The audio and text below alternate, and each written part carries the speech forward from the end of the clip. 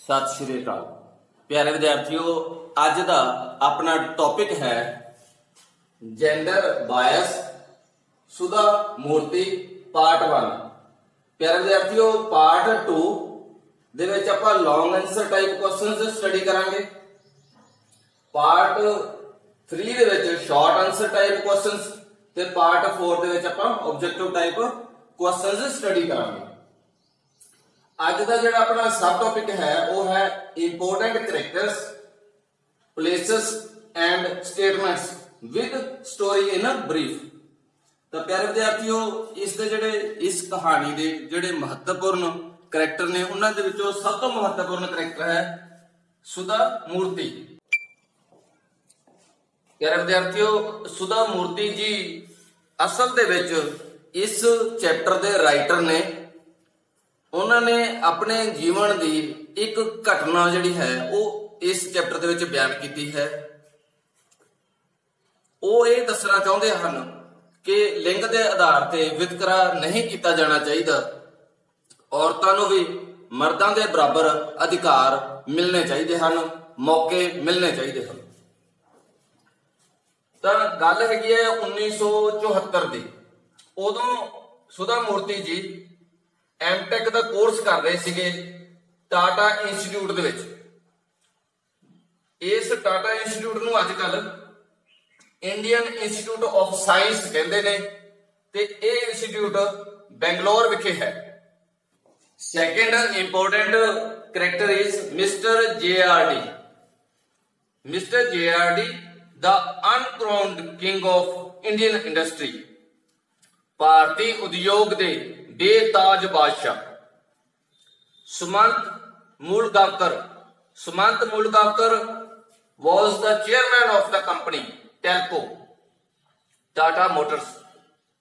सुमंत मूलगांवकर उस समय दी कंपनी टेल्को दे चेयरमैन सन। ये जिहड़ी टेल्को कंपनी है इसनूं अज आपां टाटा मोटर्स दे नाम ते जानते हैं। Fourth point is an elderly gentleman, एक वड्डी उम्र दा पद्धर पुरुष। On the interview panel there were 6 persons। एक इंटरव्यू पैनल जिहड़ा हैगा वो गठित किया गया सी, उस दे विच 6 व्यक्ति सन। Important places and important institutes Telco's Pimpri office in Pune. Pune दे विच टेल्को कंपनी का एक पिंपरी ऑफिस सीगा।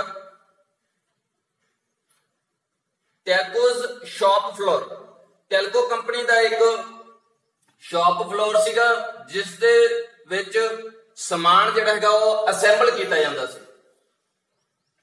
इंपोर्टेंट स्टेटमेंट्स, एक एड सीगी नौकरियां नाल संबंधित, उस दे विच अप्लाई करन नाल संबंधित एड दे विच आखिर ते एक लाइन लिखी हुई सी। वो लाइन सी lady candidates need not apply. औरत उम्मीदवारों नूं अप्लाई करने की लोड़ नहीं है।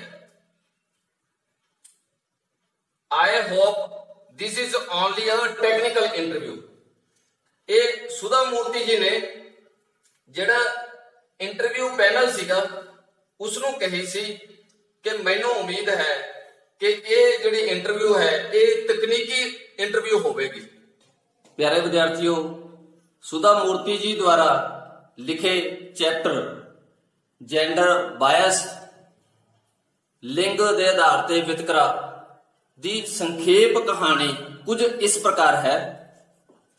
सुधा मूर्ति जी 1974 दे विच अपना एमटेक का कोर्स कर रहे सी, फाइनल ईयर च सीगे।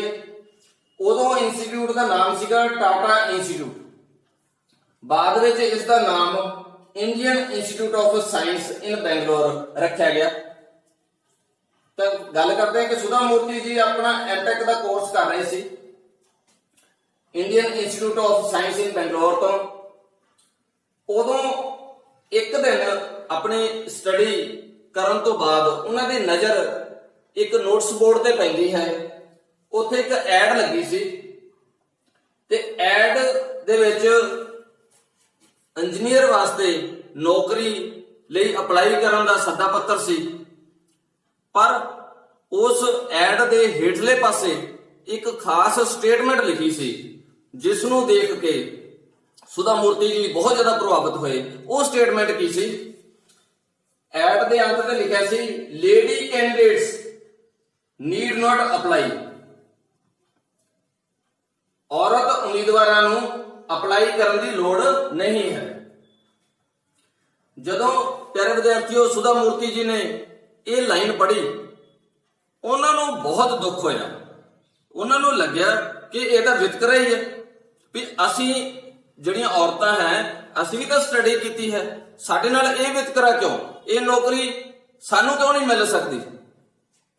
ਪਿਆਰੇ ਵਿਦਿਆਰਥੀਓ, ਅਸਲ ਦੇ ਵਿੱਚ ਸੁਧਾ ਮੂਰਤੀ ਜੀ ਵਿਦੇਸ਼ ਵਿੱਚ ਜਾ ਕੇ ਆਪਣੀ PhD ਦੀ ਡਾਕਟਰੇਟ ਦੀ ਡਿਗਰੀ ਹਾਸਲ ਕਰਨਾ ਚਾਹੁੰਦੇ ਸੀ, ਪਰ ਜਦੋਂ ਉਹਨਾਂ ਨੇ ਆਹ ਲਾਈਨ ਪੜ੍ਹੀ ਨਾ, lady candidates need not apply, ਉਹਨਾਂ ਨੂੰ ਇੰਨਾ ਕੁ ਦੁੱਖ ਹੋਇਆ ਕਿ ਉਹਨਾਂ ਨੇ ਸੰਘਰਸ਼ ਕਰਨ ਦੀ ਠਾਣੀ। ਉਹਨਾਂ ਨੇ ਆਖਿਆ ਕਿ ਮੈਂ ਇਸ ਕੰਪਨੀ ਨੂੰ ਜ਼ਰੂਰ ਲਿਖੂੰਗੀ। ਤਾਂ ਉਹਨਾਂ ਨੇ ਕੀ ਕੀਤਾ, ਉਦੋਂ 15 ਪੈਸਿਆਂ ਦਾ ਇੱਕ ਪੋਸਟ ਕਾਰਡ ਆਉਂਦਾ ਹੁੰਦਾ ਸੀ।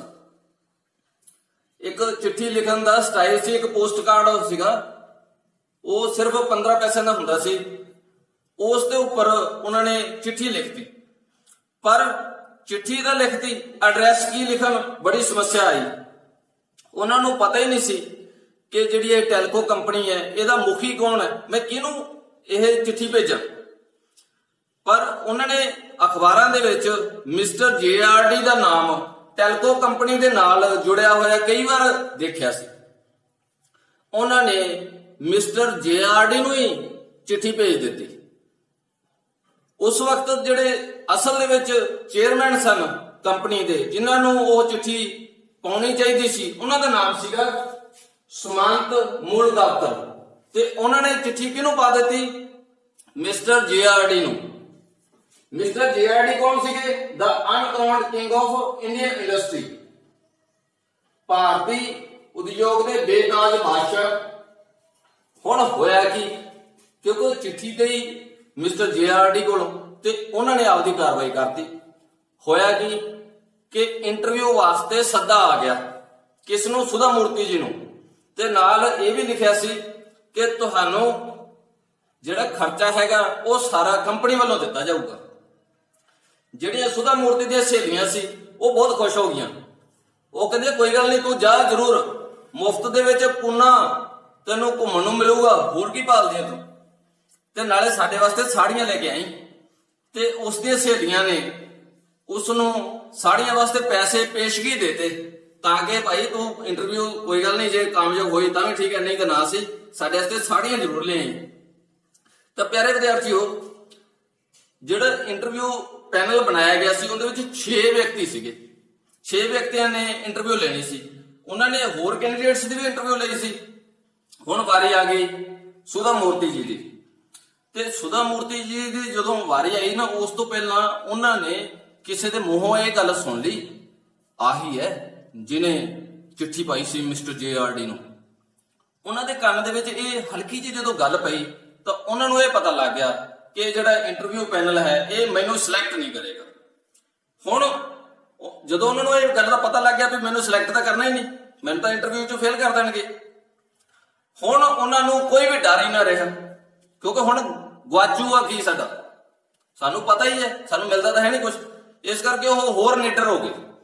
ਹੁਣ ਉਹਨਾਂ ਦੀ ਨਿਡਰਤਾ ਦਾ ਪਤਾ ਕਿੱਥੋਂ ਲੱਗਦਾ ਹੈ? ਉਹਨਾਂ ਨੇ ਜਦੋਂ ਇੰਟਰਵਿਊ ਦਿੱਤੀ ਨਾ, ਉਹਨਾਂ ਨੂੰ ਪਤਾ ਵੀ ਮੈਨੂੰ ਸਿਲੈਕਟ ਤਾਂ ਕਰਨਾ ਨਹੀਂ, ਔਖਾ ਔਖਾ ਬੋਲਦੇ ਆ। ਫਿਰ ਉਹ ਇੰਟਰਵਿਊ ਪੈਨਲ ਨੂੰ ਕੀ ਕਹਿੰਦੇ ਆ?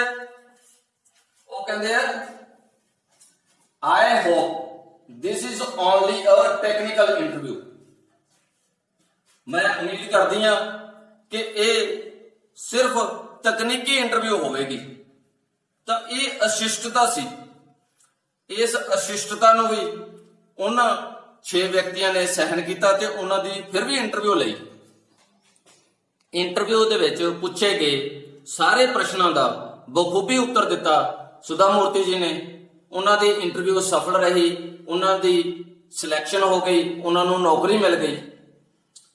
ਕੁਝ ਸਮੇਂ ਬਾਅਦ ਉਹਨਾਂ ਕੋਲ ਇੱਕ ਬਜ਼ੁਰਗ ਪੱਧਰ ਪੁਰਸ਼ ਆਉਂਦੇ ਨੇ, ਉਹਨਾਂ ਨੂੰ ਇਸ ਗੱਲ ਦਾ ਜਵਾਬ ਦੇਣਾ ਚਾਹੁੰਦੇ ਹਨ ਕਿ ਉਹਨਾਂ ਨੇ ਇਸ਼ਤਿਹਾਰ ਦੇ ਵਿੱਚ ਇਹ ਕਿਉਂ ਲਿਖਵਾਇਆ ਸੀ ਕਿ ਔਰਤ ਉਮੀਦਵਾਰਾਂ ਨੂੰ ਅਪਲਾਈ ਕਰਨ ਦੀ ਲੋੜ ਨਹੀਂ ਹੈ। ਤਾਂ ਉਹ ਕਹਿੰਦੇ ਨੇ this is not a co-ed college, this is a factory। ਉਹ ਕਹਿੰਦੇ ਨੇ ਕਿ ਇਹ ਕੋਈ ਕੋਐਡ ਕਾਲਜ ਨਹੀਂ ਹੈ ਜਿੱਥੇ ਮੁੰਡੇ ਤੇ ਕੁੜੀਆਂ ਪੜ੍ਹਾਈ ਕਰਦੇ ਨੇ, ਇਹ ਤਾਂ ਇੱਕ ਫੈਕਟਰੀ ਹੈ, ਇਸ ਕਰਕੇ ਇੱਥੇ ਸਿਰਫ ਬੰਦੇ ਹੀ ਕੰਮ ਕਰ ਸਕਦੇ ਹਨ। ਤਾਂ ਇਸ ਦੇ ਜਵਾਬ ਦੇ ਵਿੱਚ ਬਹੁਤ ਹੀ ਵਧੀਆ ਗੱਲ ਕਹੀ ਸੁਧਾ ਮੂਰਤੀ ਜੀ ਨੇ। ਉਹ ਕੀ ਸੀ? But you must start somewhere, otherwise no woman will ever be able to work in your factories.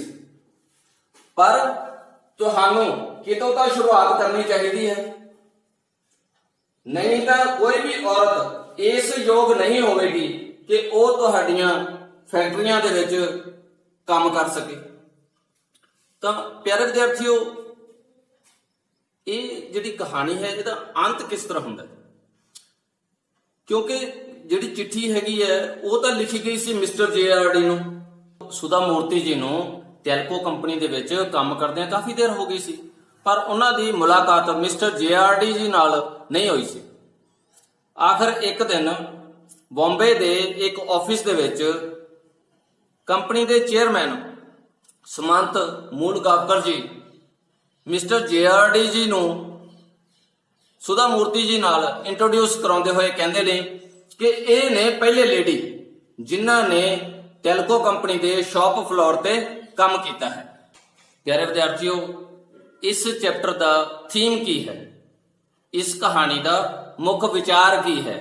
ਤਾਂ ਪਿਆਰੇ ਵਿਦਿਆਰਥੀਓ, ਇਸ ਕਹਾਣੀ ਦੇ ਵਿੱਚ ਮੁੱਖ ਵਿਚਾਰ ਇਹੀ ਨਿਕਲ ਕੇ ਸਾਹਮਣੇ ਆਉਂਦਾ ਹੈ ਕਿ ਸਾਨੂੰ ਕਦੇ ਵੀ ਲਿੰਗ ਦੇ ਆਧਾਰ ਤੇ ਵਿਤਕਰਾ ਨਹੀਂ ਕਰਨਾ ਚਾਹੀਦਾ। ਸਾਨੂੰ ਔਰਤਾਂ ਨੂੰ ਘੱਟ ਨਹੀਂ ਸਮਝਣਾ ਚਾਹੀਦਾ। ਸਾਨੂੰ ਔਰਤਾਂ ਨੂੰ ਵੀ ਉਨੇ ਹੀ ਮੌਕੇ ਦੇਣੇ ਚਾਹੀਦੇ ਹਨ ਜਿੰਨੇ ਮਰਦਾਂ ਨੂੰ ਦਿੱਤੇ ਜਾਂਦੇ ਹਨ। ਪਿਆਰੇ ਵਿਦਿਆਰਥੀਓ, ਇਸ ਤੋਂ ਅਗਲੀਆਂ ਵੀਡੀਓਜ਼ ਦੇ ਵਿੱਚ ਆਪਾਂ ਇਸ ਚੈਪਟਰ ਨਾਲ ਸੰਬੰਧਿਤ ਜੈਂਡਰ ਬਾਇਸ ਨਾਲ ਸੰਬੰਧਿਤ ਕੁਐਸਚਨ ਆਨਸਰਸ ਸਟੱਡੀ ਕਰਾਂਗੇ। ਤੁਸੀਂ ਵੀਡੀਓ ਨੂੰ ਇੱਥੋਂ ਤੱਕ ਦੇਖਿਆ, ਤੁਹਾਡਾ ਬਹੁਤ ਬਹੁਤ ਧੰਨਵਾਦ। ਦੋਸਤੋ, ਫਿਜ਼ੀਕਲ ਐਜੂਕੇਸ਼ਨ ਤੋਂ ਇਲਾਵਾ ਤੁਸੀਂ ਇਸ ਚੈਨਲ ਤੇ ਇੰਗਲਿਸ਼, ਹਿਸਟਰੀ, এনवायरमेंट, ਸਮਾਜ ਸੇਵਾ, ਕਰੋਨਾ ਕੇਅਰ ਆਦਿ ਅਨੇਕਾਂ ਟੌਪਿਕਸ ਤੇ ਵੀਡੀਓ ਵੇਖ ਸਕਦੇ ਹੋ। ਚੈਨਲ ਨੂੰ ਸਬਸਕ੍ਰਾਈਬ ਕਰਨ ਤੇ ਧੰਨਵਾਦ। YouTube ਦੀ ਸਰਚ ਬਾਰ ਦੇ ਵਿੱਚ ਆਪਾਂ ਦਿਨੇਸ਼ ਐਜੂਕੇਸ਼ਨ ਐਂਡ ਸਪੋਰਟਸ ਲਿਖਣਾ ਹੈ। ਸਾਡੇ ਕੋਲੋਂ ਇੱਕ ਨਵਾਂ ਪੇਜ ਆ ਜਾਏਗਾ, ਉਹਦੇ ਉੱਪਰਲੇ ਪਾਸੇ ਲਿਖਿਆ ਹੋਇਆ ਹੈ ਦਿਨੇਸ਼ ਐਜੂਕੇਸ਼ਨ ਐਂਡ ਸਪੋਰਟਸ ਤੇ ਹੇਠਾਂ ਆਪਸ਼ਨ ਦਿੱਤੀ ਹੈ ਸਬਸਕ੍ਰਾਈਬ ਦੀ। ਤੁਸੀਂ ਡਾਇਰੈਕਟ ਇੱਥੋਂ ਵੀ ਸਬਸਕ੍ਰਾਈਬ ਕਰ ਸਕਦੇ ਹੋ। ਜੇਕਰ ਕੋਈ ਵੀਡੀਓ ਦੇਖ ਰਹੇ ਹੋ, ਜਿਵੇਂ ਕਿ ਆਪਾਂ ਚੈਨਲ ਖੋਲ ਲਿਆ ਤੇ ਆਪਾਂ ਕੋਈ ਵੀਡੀਓ ਦੇਖ ਰਹੇ ਹਾਂ, ਤਾਂ ਜਦੋਂ ਵੀਡੀਓ ਚੱਲੇਗੀ ਸਾਡੇ ਕੋਲ ਕੁਝ ਆਪਸ਼ਨਸ ਆਣਗੀਆਂ। ਤਾਂ ਸਾਡੇ ਕੋਲ ਆਪਸ਼ਨਸ ਆ ਗਈਆਂ ਇੱਥੇ, ਜਿੱਥੇ ਫੋਟੋ ਲੱਗੀ ਹੈ ਹੇਠਾਂ ਦਿਨੇਸ਼ ਐਜੂਕੇਸ਼ਨ ਐਂਡ ਸਪੋਰਟਸ ਲਿਖਿਆ ਹੋਇਆ ਹੈ, ਇਹਦੇ ਨਾਲ ਆ ਸਬਸਕ੍ਰਾਈਬ ਦਾ ਬਟਨ ਹੈ। ਤੁਸੀਂ ਸਬਸਕ੍ਰਾਈਬ ਦਾ ਬਟਨ ਨੱਪ ਲੈਣਾ ਇਸ ਨੂੰ, ਤੇ ਤੁਹਾਡੇ ਕੋਲ 3 ਆਪਸ਼ਨਸ ਆਣਗੀਆਂ। ਜਦੋਂ ਇਸ ਨੂੰ ਆਪਾਂ ਨੱਪਾਂਗੇ ਤਾਂ 3 ਆਪਸ਼ਨਸ ਆਣਗੀਆਂ, ਉਹਦੇ ਉੱਪਰ ਲਿਖਿਆ ਹੋਇਆ ਆਲ। ਤਾਂ ਆਲ ਦੀ ਆਪਸ਼ਨ ਜਿਹੜੀ ਹੈ ਉਹ ਤੁਸੀਂ ਜ਼ਰੂਰ ਪ੍ਰੈਸ ਕਰ ਦੇਣੀ ਹੈ ਤਾਂ ਕਿ ਤੁਹਾਨੂੰ ਹਰ ਨਵੀਂ ਵੀਡੀਓ ਦਾ ਸੁਨੇਹਾ ਲੱਗ ਜਾਇਆ ਕਰੇ।